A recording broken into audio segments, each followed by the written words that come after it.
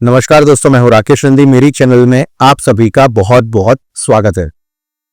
दोस्तों, आने वाली टेक्नोलॉजी है, ये फ्यूचर को बदल के रख देने वाली है। मतलब समझिए, आप अभी जिस टेक्नोलॉजी का इस्तेमाल कर रहे हैं, ये इस टाइम का लास्ट फेज है। इसके बाद की जो नई टेक्नोलॉजी आगे आएगी, ये पूरा मानव इतिहास का चैप्टर चेंज करने वाली है। ऐसा मैं क्यों कह रहा हूं, एक बार ये वीडियो देखते हैं, समझते हैं। हमें मैथमेटिक्स आता है, वर्किंग नॉलेज, जिससे हम लोग बात कर सकते हैं। 5 साल के बाद कोडिंग वैसी चीज हो जाएगी। Future is already here, it is just unevenly distributed. उसको पूरा आने में थोड़ा टाइम लगता है, लेकिन आ जाएगा। आज नहीं तो कल आ ही जाएगा, क्योंकि it is inevitable, it is mathematical, it is that precise.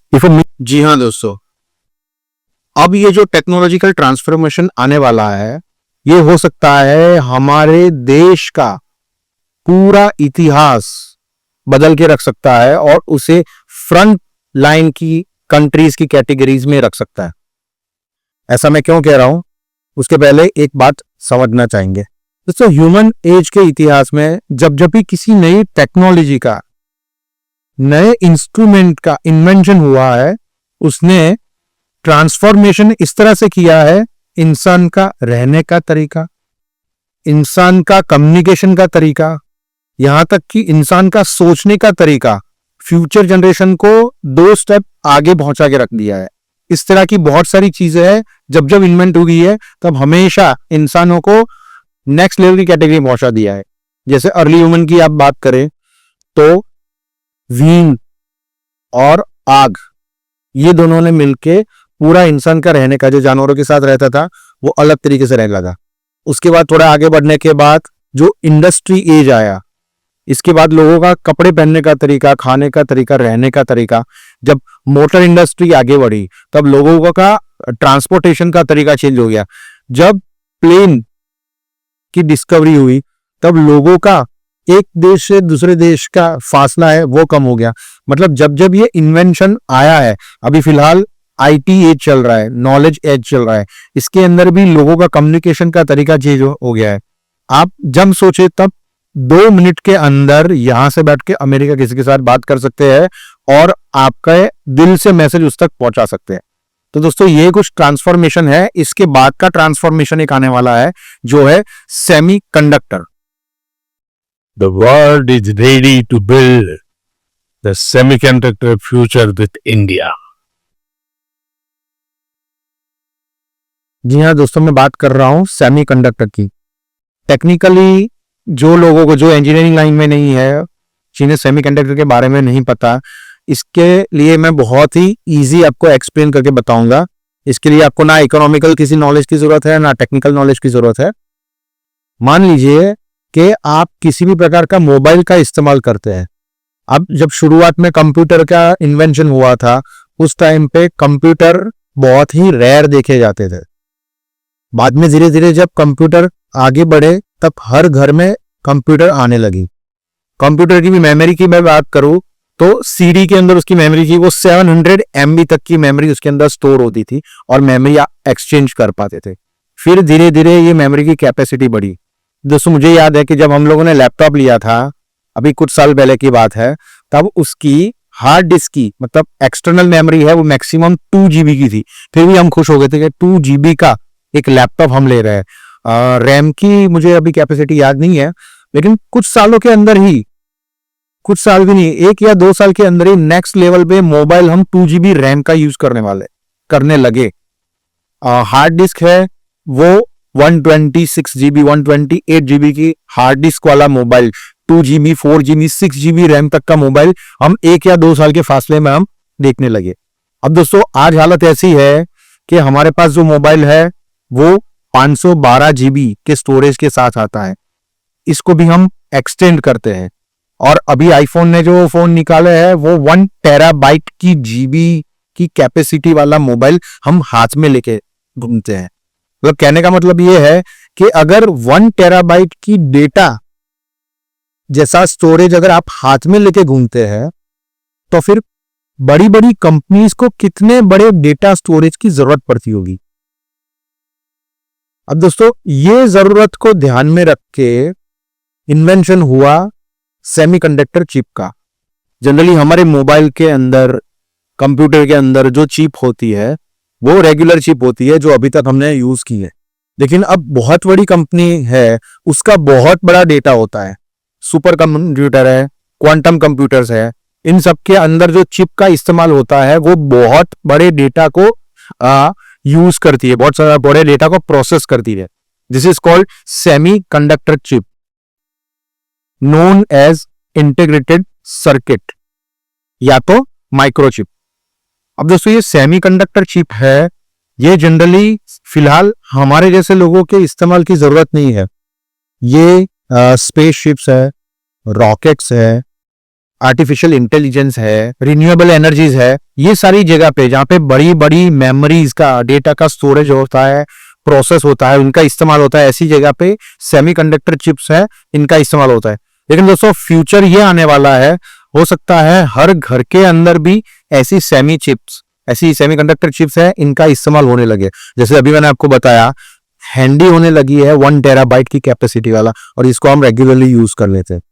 दोस्तों जनरली इसका इस्तेमाल जैसे मैंने आपको बताया आर्टिफिशियल इंटेलिजेंस के लिए, बड़ी बड़ी कंपनीज के लिए, हेल्थ केयर इंडस्ट्री के लिए, ऑटोमोटिव इंडस्ट्री के लिए, सबके लिए इस्तेमाल होता है। अब दोस्तों इंडिया अभी तक ये सेमीकंडक्टर चिप्स है इसका प्रोसेस करती थी, लेकिन आउटसोर्सिंग जॉब के हिसाब से।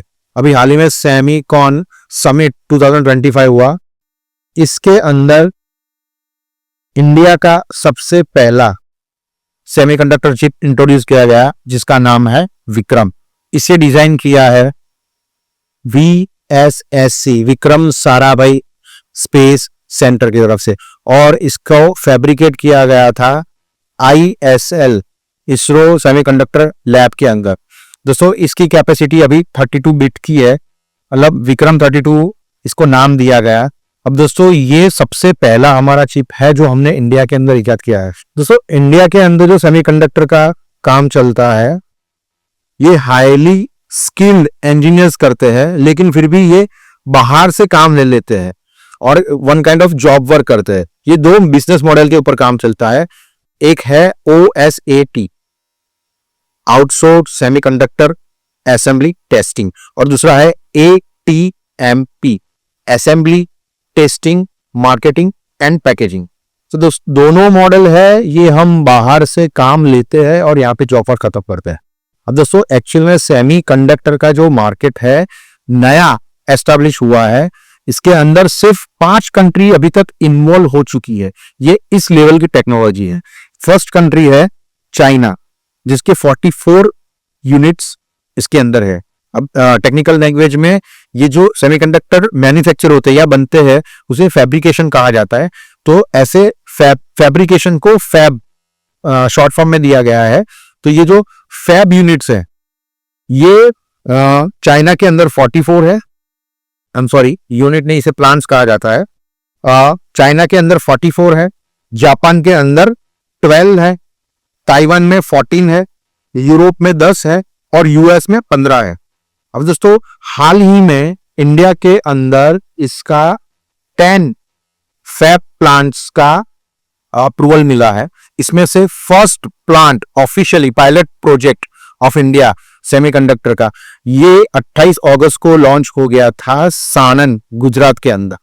कंपनी है CG powers group of Murugappa. दोस्तों वर्ल्ड में अभी सेमीकंडक्टर का मार्केट, ग्लोबल सेमीकंडक्टर मार्केट है $600 बिलियन का, और 2030 तक ये हो जाने वाला है $1 ट्रिलियन का। इंडिया ने दोस्तों अभी इन्वेस्टमेंट किया है, जो 10 प्रोजेक्ट्स अप्रूव किए हैं उसका बजट निकला है $18 बिलियन।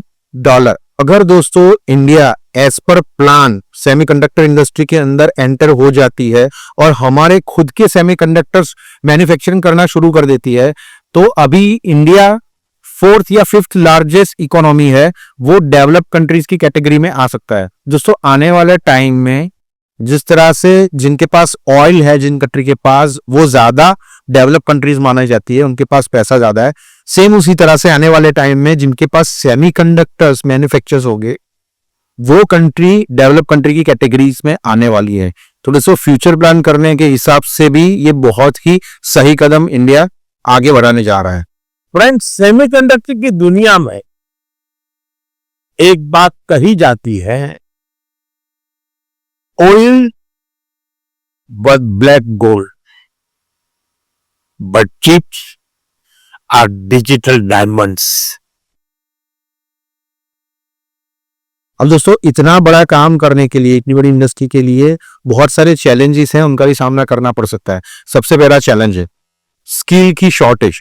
अब दोस्तों ये बिल्कुल नई टेक्नोलॉजी है, इसके लिए जो स्किल हमें चाहिए ये almost working professional, skilled working professional 1 million के आसपास की जरूरत होने वाली है 2030 के अंदर। अब गवर्नमेंट ने इसके लिए special semiconductor skill India programme ये भी इंट्रोड्यूस कर दिया है, जिसके अंदर उनको स्पेशल टेक्नोलॉजी, जिसके अंदर 3 पार्टनरशिप है। एक है इंडस्ट्री की, दूसरे टेक्नोलॉजी प्रोवाइड करने के लिए एकेडमिक्स की, और तीसरी गवर्नमेंट की। अभी गवर्नमेंट का कमिटमेंट है वो ऑलमोस्ट 50% फंडिंग का, हर एक यूनिट के लिए गवर्नमेंट ने फंडिंग का ऐलान किया है। दोस्तों इसके एडवांटेजेस क्या हो सकते हैं? तो दोस्तों ये रिड्यूस करेगा हमें, जो हम टेक्नोलॉजी को इंपोर्ट करते हैं ये हम अंदर ही मैन्युफैक्चर, हमारे देश में मैन्युफैक्चर करेंगे, तो इसकी हमारी डिपेंडेंसी, इंपोर्ट की डिपेंडेंसी ऑन टेक्नोलॉजी है वो कम हो जाएगी। दूसरा है इस इंडस्ट्री की वजह से जो हाई एंड स्किल वर्कर्स तैयार होंगे और जो टेक्नोलॉजी तैयार होगी, ये आजू बाजू की जो इंडस्ट्री है उन्हें भी फायदा करने वाली है। और दोस्तों एक्चुअली चैलेंजेस के अंदर और एक बात रह गई थी कि ये दोस्तों स्किल वर्कर को तैयार करना, जिसमें ईच जॉब का कॉस्टिंग होता है 4 करोड़ रुपए। ये मैं नहीं कह रहा हूं, ये आप आर्टिकल में देख सकते हैं जिसकी मैंने इमेज लगाई हुई है। 4 करोड़ रुपए ईच जॉब ये इंडस्ट्री के अंदर जरूरत है। अभी हाउसिंग की अगर आप देखें तो 38,000 के आसपास है। दूसरी जनरल मैन्युफैक्चरिंग है, वहां पे 13 से 18 लाख के बीच में ईच जॉब की कॉस्टिंग पड़ती है, और इसकी कॉस्टिंग ऑलमोस्ट 4 करोड़ के आसपास है। तो आप फ्यूचर में इसकी डिमांड समझ सकते हैं कि ये पूरे इंडिया को कहां लेके जा सकता है। दोस्तों दूसरा, गवर्नमेंट का नेक्स्ट ऑफरिंग प्लान ये है कि ये सेमीकंडक्टर पार्क बनाने वाले हैं। जिस तरह से आईटी पार्क होते हैं, इंडस्ट्रियल पार्क होते हैं, इस तरह से सेमीकंडक्टर प्लांट, जिसके अंदर आपको सिर्फ प्लग एंड प्ले जाना है, आपको अपना यूनिट लेके जाना है। तैयारी करने के बाद आपको यहाँ पे लैंड मिलेगी, पावर मिलेगी, पोर्ट्स मिलेंगे, एयरपोर्ट्स मिलेंगे, हाईली स्किल वर्कर्स मिलेंगे, इंसेंटिव मिलेंगे, ये सारी चीजें आपको प्रोवाइड की जाएगी। तो दोस्तों लगता है पूरी दुनिया जिस तरह से एक ट्रांसफॉर्मेशन के दौर पर खड़ी हुई है और इंडिया भी पूरी तरह से इसके अंदर पार्टिसिपेट करने के लिए तैयार है। आई होप सो कि अगर हम इसी तरह से स्किल्ड वर्कर प्रोवाइड करके और आने वाले नए एंटरप्रेन्योर्स इसके अंदर एंटर होके इस नई टेक्नोलॉजी का हिस्सा बनने की कोशिश करें, और एज पर प्लान गवर्नमेंट ने जिस तरह से कमिट किया है 2030 तक हम ये trillions of trillion dollar industry का पार्ट बने और हमारे देश को डेवलप कंट्रीज की कैटेगरी में जरूर देखें। आशा करता हूं दोस्तों आज का वीडियो आपको पसंद आया होगा। अगर दोस्तों वीडियो पसंद आया है तो लाइक कीजिए। फाइनेंस से रिलेटेड ऐसी ही अपडेटेड इंफॉर्मेशन के लिए दोस्तों मेरा चैनल सब्सक्राइब कीजिए और बेल आइकन दबाइए ताकि आने वाले हर एक वीडियो की इंफॉर्मेशन आपको रेगुलरली मिलती रहे। तब तक के लिए धन्यवाद।